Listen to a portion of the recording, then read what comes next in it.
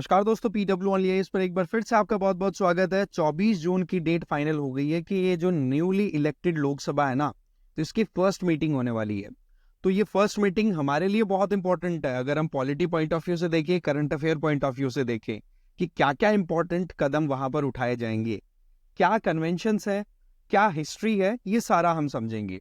तो यहाँ पर जो हम आर्टिकल पिक कर रहे हैं ना, ये तो मुद्दा है, देखो, लोकसभा के इलेक्शन से रिलेटेड कि लोकसभा के स्पीकर का इलेक्शन होना है। तो उस इलेक्शन के टाइम पर क्या प्रोसेस फॉलो किया जाएगा वो हम पूरा डिटेल में जानने की कोशिश करेंगे। साथ ही साथ यहाँ पर आपको पता है कि सरकार है वो कोalition की है। तो कोalition की सरकार में एक बड़ी चिंता की बात रहती है कि वहां पर जो अलाई पावर्स हैं, है ना, अलाई आप कह सकते हो पार्टीज हैं, वो भी अपने माइलेज के लिए काम करती हैं। तो ऐसे में जो ओपोजिशन का ग्रुप है इंडिया अलायंस, उनकी तरफ से लगातार कोशिश की जा रही है कि एनडीए में बीजेपी को जो सपोर्ट देने वाले पार्टीज है, टीडीपी, जेडीयू, तो बोलो उनके द्वारा स्पीकर की पोस्ट की डिमांड करनी चाहिए। अब देखो वो तो क्या करेंगे पता नहीं, पर हमारे लिए इंपॉर्टेंट हो जाता है कि स्पीकर की पोस्ट से रिलेटेड कॉन्स्टिट्यूशन में क्या प्रोविजन है और हमारे पॉलिटी पॉइंट ऑफ व्यू से क्या क्या चीजें हमें बिल्कुल भी पता होनी चाहिए।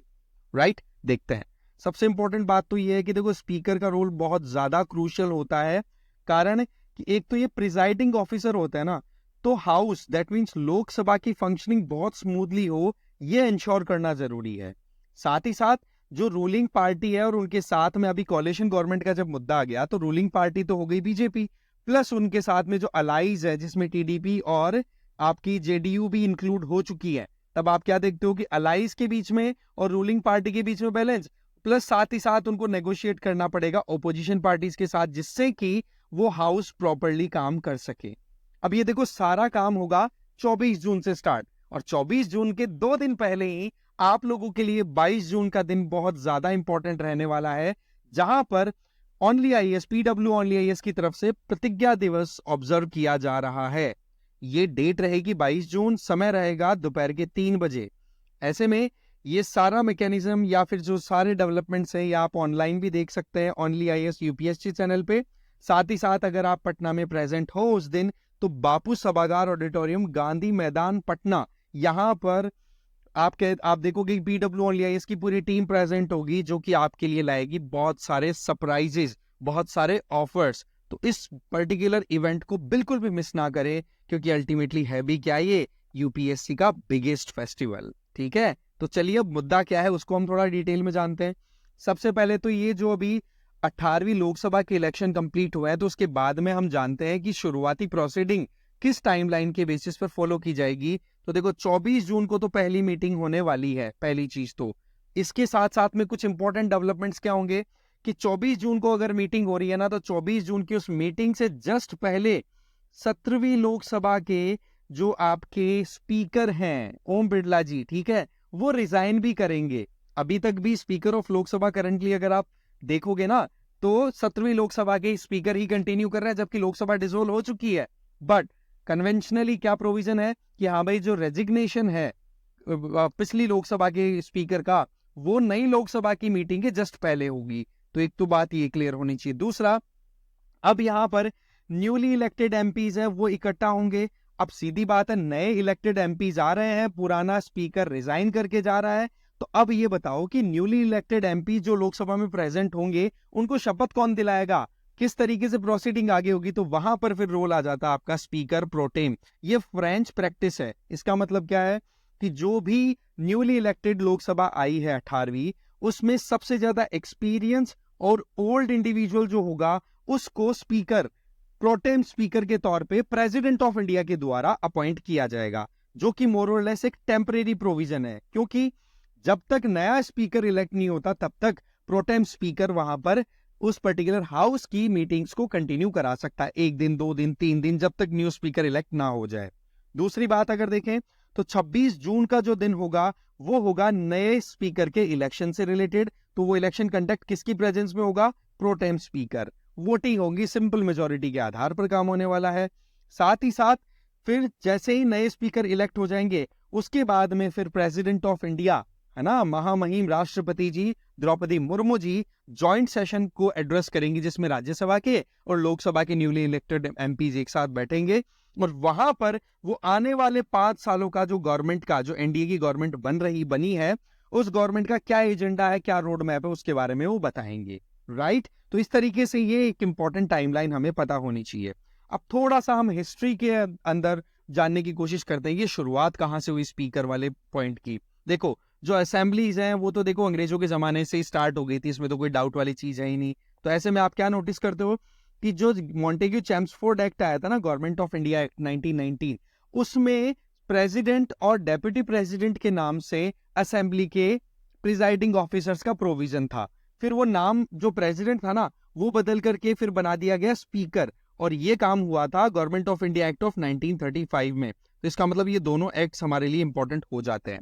फिर इलेक्शन की अगर बात करें, इंडिपेंडेंट इंडिया में इंडियन कॉन्स्टिट्यूशन के अकॉर्डिंग आर्टिकल 93 के तहत इलेक्शन होते हैं, जिसमें सिंपल सा फंडा क्या है इलेक्शन का तरीका, सिंपल मेजोरिटी के आधार पर इलेक्शन होंगे। इसका मतलब क्या हुआ कि प्रेजेंट एंड वोटिंग जितने भी मेंबर्स होंगे उनके द्वारा वोटिंग कराई जाएगी, और जिसको ज्यादा वोट मिल जाएंगे वही बंदा कैंडिडेट के स्पीकर के तौर पे इलेक्ट हो जाएगा। तो इसमें ज्यादातर चांसेस किसके हैं, जो रूलिंग पार्टी होती है उसी के इंडिविजुअल आ जाते हैं, क्योंकि उनके पास मेजोरिटी है।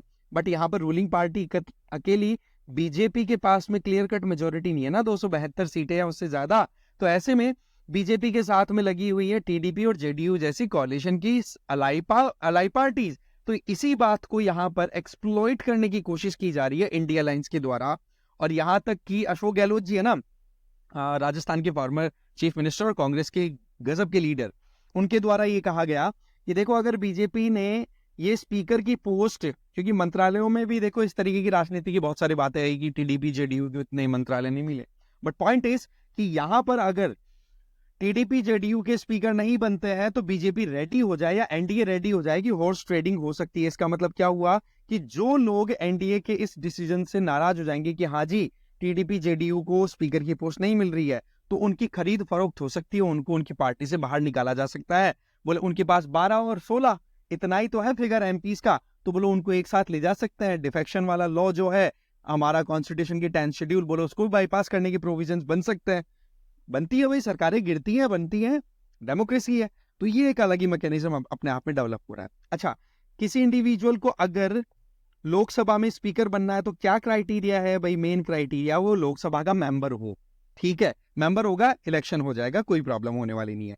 टेन्योर 5 साल का रहता है। और वैसे अभी की ये जो 18वीं लोकसभा के नए स्पीकर जो बनेंगे, जो भी स्पीकर बनेंगे, वो कब तक स्पीकर बने रहेंगे, या तो 5 साल तक, या फिर ये कहो कि न्यूली इलेक्टेड कोई भी इसके बाद में नेक्स्ट जो अब 18वीं है तो 19वीं लोकसभा के इलेक्शन होंगे ना, तो उसकी फर्स्ट मीटिंग से जस्ट पहले ये रिजाइन करेंगे। तो ये प्रोसेस है। अब हम कुछ और डिटेल्स को जान लेते हैं, जब हम मुद्दा ही थोड़ा डीप डाइव करने की कोशिश कर रहे हैं। तो एक तो हमें ध्यान रखना है कि ये लोकसभा को हेड करते हैं, और ये एक तरीके से कॉन्स्टिट्यूशनल बॉडी है, नंबर 1। नंबर 2, ये सेरेमोनियल भी है, दैट मीन्स कई जगहों पर इनका बहुत इंपॉर्टेंट रोल भी है। और एक कहते हैं ना कि कई फंक्शंस में कई काम होते हैं तो वहां पर इनकी प्रेजेंस मैंडेटरी हो जाती है। इनको काम करने के लिए पूरा एक सेक्रेटरीट होता है जिसको लीड किया जाता है सेक्रेटरी जनरल ऑफ लोकसभा के द्वारा। इसका मतलब परमानेंट डिपार्टमेंट है, ठीक है, वो हेल्प करेगा इनकी। अगर लोकसभा स्पीकर एब्सेंट होंगे तो सीधी बात है उनकी एब्सेंस में कोई तो काम करने वाला चाहिए कि नहीं, तो वहां पर आ जाएगा रोल किसका, डेप्यूटी स्पीकर का। अब डेप्यूटी स्पीकर जो है उनका भी मोर और लेस जो इलेक्शन होता है वो कहां से देखा जाता है, वो आप देखोगे कहां पर, आपके मोर और लेस ओपोजिशन पार्टी से देखा जाता है जनरली। बाकी देखो डिपेंड करता है सिचुएशन पर कि कहां पर कब क्या होगा। अब अगर डेप्यूटी स्पीकर भी एब्सेंट हो तो भाई देखो, स्पीकर एब्सेंट थे तब तो काम किसने चला लिया, डेप्यूटी स्पीकर ने। अब डेप्यूटी स्पीकर भी एब्सेंट है तो देखो एक पैनल ऑफ चेयरमैन बनाया जाता है। आपने देखा होगा कि लोकसभा स्पीकर की एब्सेंस में तो डेप्यूटी स्पीकर काम करेंगे, और डेप्यूटी स्पीकर की एब्सेंस में कुछ अलग अलग इंडिविजुअल्स होते हैं जो फिर बाद में प्रिजाइडिंग ऑफिसर के तौर पर बैठ करके काम चलवाते हैं। एक चीज हमेशा ध्यान रखनी है कि जो पैनल ऑफ चेयरमैन होता है, दैट मींस स्पीकर फिर डेप्यूटी स्पीकर, उसके अलावा ऑप्शंस कि हाँ भाई उनकी दोनों के एब्सेंस में काम कैसे चलेगा, काम तो होना जरूरी है ही। तो वहां पर आप हमें यहाँ ध्यान रखने वाली बात क्या है कि ये जो पैनल ऑफ चेयरमैन है ना, ये तभी काम करेगा जब एब्सेंस की बात हो। अगर वैकेंसी है ना उस टाइम पर काम नहीं करेगा, ध्यान रखना। एब्सेंस का मतलब प्रेजेंट ही नहीं है, कोई वजह से आ नहीं पाए हैं, और वैकेंसी का मतलब डेप्यूटी स्पीकर इलेक्ट ही नहीं हुआ है, स्पीकर इलेक्ट ही नहीं हुआ, तो फिर पैनल ऑफ चेयरमैन की कोई रेलेवेंस नहीं है, ध्यान रख लेना। फिर आ जाओ आप प्रिजाइडिंग ऑफिसर के तौर पे काम करते हैं, इसमें डाउट है ही नहीं। और इसमें इलेक्शन का जो मेथड होगा वो present and voting simple majority के आधार पर हो जाता है। यूजुअली स्पीकर जो होता है वो रूलिंग पार्टी से होता है और डेप्यूटी स्पीकर ऑपोजिशन पार्टी से आता है, ये ध्यान रख लें। इसके अलावा दो इंपॉर्टेंट इंस्टेंसेस हमारी लोकसभा की हिस्ट्री में हो चुके हैं जब जब नॉन रूलिंग पार्टीज का मतलब स्पीकर वो बने जिनकी खुद की पार्टी रूलिंग पार्टी नहीं थी, जैसे कि जीएमसी बालियों की 12th लोकसभा और मनोहर जोशी 13th लोकसभा। इसके अंदर ये कोalition गवर्नमेंट्स का रूल था, ये कोalition गवर्नमेंट्स का एक फेज था। तो वही तो चीज अभी हो रही है ना। अगर टीडीपी जेडीयू अगर सरकार बनाती है तो वहां पर वो रूलिंग पार्टी के तौर पे थोड़े ना देखी जा रही, रूलिंग तो बीजेपी देखी जाएगी। हाँ, अगर वो बन जाते हैं तो फिर बाद में अलायंस के वो मेंबर रहेंगे, बट रूलिंग पार्टी के थोड़े ना हुए। तो वो केस अभी भी हो सकता है, बाकी देखो समय बताएगा। करंटली 17th लोकसभा की अगर बात करें तो ये देखो डिसॉल्व तो हो चुकी है, हमें पता ही है, जैसे ही इलेक्शंस हुए उसके बाद में। बट पॉइंट यहां पर आता है कि स्पीकर ओम बिरला जी अभी भी कंटिन्यू कर रहे हैं। कब तक करेंगे? 24 तारीख को अगर सेशन आ रहा है फर्स्ट न्यूली इलेक्टेड लोकसभा का, तो उसके पहले तक वही अभी आप लोकसभा के स्पीकर के तौर पे देख पाएंगे। इलेक्शन की डेट 26 जून मैंने बता दी। और ये कब होगा, किसकी प्रिजाइडिंग कंडीशन में होगा? तो प्रोटेम स्पीकर की बात करें तो सीधी बात है कि जब लोकसभा होती है ना, लास्ट लोकसभा, वो अपनी पोजीशन छोड़ देती है, राइट। तो और उसके बाद में आप देखते हो कि फर्स्ट मीटिंग लोकसभा स्पीकर अभी ओम बिरला जी खाली कर देंगे, ठीक है, अपनी सीट को। फिर उसके बाद में उनकी जगह पर प्रोटेम स्पीकर को अपॉइंट किया जाएगा। प्रोटेम स्पीकर नॉर्मली कौन होता है भाई? सीनियर मोस्ट मेंबर, जिनके पास में अच्छा खासा एक्सपीरियंस है न्यूली इलेक्टेड लोकसभा में, वो प्रिजाइडिंग ऑफिसर के तौर पे काम करेंगे। अब जो नए एमपीज आए हैं उनको शपथ दिलाना और नए स्पीकर की इलेक्शन करवाना, ये दोनों काम प्रोटेम स्पीकर के अंडर होंगे। और फिर उसके बाद में जैसे ही नए स्पीकर इलेक्ट होंगे तो ये प्रोटेम स्पीकर की पोजीशन ऑटोमेटिकली डिसॉल्व हो जाएगी, खत्म हो जाएगी। अब नए स्पीकर अगर बन रहे हैं तो क्या उनको बनने के बाद में, अब माना कि वो 5 साल का टेन्योर कंप्लीट करता है तब तक का तो ठीक है, बट क्या पहले उससे पहले भी उनका रिमूवल हो सकता है? तो सीधी बात है, 14 दिन का एडवांस नोटिस देकर के एक रेजोल्यूशन पारित करवाना होगा। ये प्रोविजन आर्टिकल 94 के आधार पर है कि अगर स्पीकर ऑफ लोकसभा को रिमूव करना है तो इफेक्टिव मेजोरिटी का मोटा मोटा अगर बात करें ना, तो वो आपका ये सिंपल मेजोरिटी वाला पॉइंट यहां पर आपका आ जाता है, जिसके आधार पर ये काम हो सकता है, ठीक है। इसके अलावा देखा जाए तो अगर वो एक मेंबर के तौर पे डिस्क्वालीफाई हो जाए, ठीक है, अगर वो एक मेंबर के तौर पे डिस्क्वालीफाई हो जाए ना, तो भी वहां पर उनको अपनी जगह छोड़नी पड़ सकती है। और दूसरा, अगर रिजाइन करना चाहे तो रेजिग्नेशन किसको एड्रेस करते हुए लिखेंगे? डेप्यूटी स्पीकर को, ध्यान रख लें। इसके अलावा पावर्स की बात करें तो देखो 3 सोर्सेज से इनके हाथ में पावर आती है। वो 3 सोर्सेज कौन कौन से हैं, हम टू द पॉइंट बात करेंगे। नंबर 1, एक तो आपका constitution of India. Number 2, rule and procedure and business, मतलब कन्वेंशन क्या है लोकसभा की, उसके आधार पर। Number 3, parliamentary convention. हाँ जी, लिखी हुई बात नहीं है, बट उसके आधार पर आप देख सकते हो कि काम चल सकता है, चलता आया है। तो ये हमारे लिए इंपॉर्टेंट प्रोविजंस थे। अब लास्ट में जाते जाते जब स्पीकर की बात ही आ गई, तो अब आप बताओ कि इस क्वेश्चन का आंसर क्या होगा। वैसे तो देखा जाए तो हमने प्रीवियस स्लाइड में देख लिया कि क्या इसका आंसर जा सकता है, तो कमेंट बॉक्स में इसका आंसर जरूर दें, ठीक है। इस वीडियो में इतना ही था। Thank you very much for watching this video.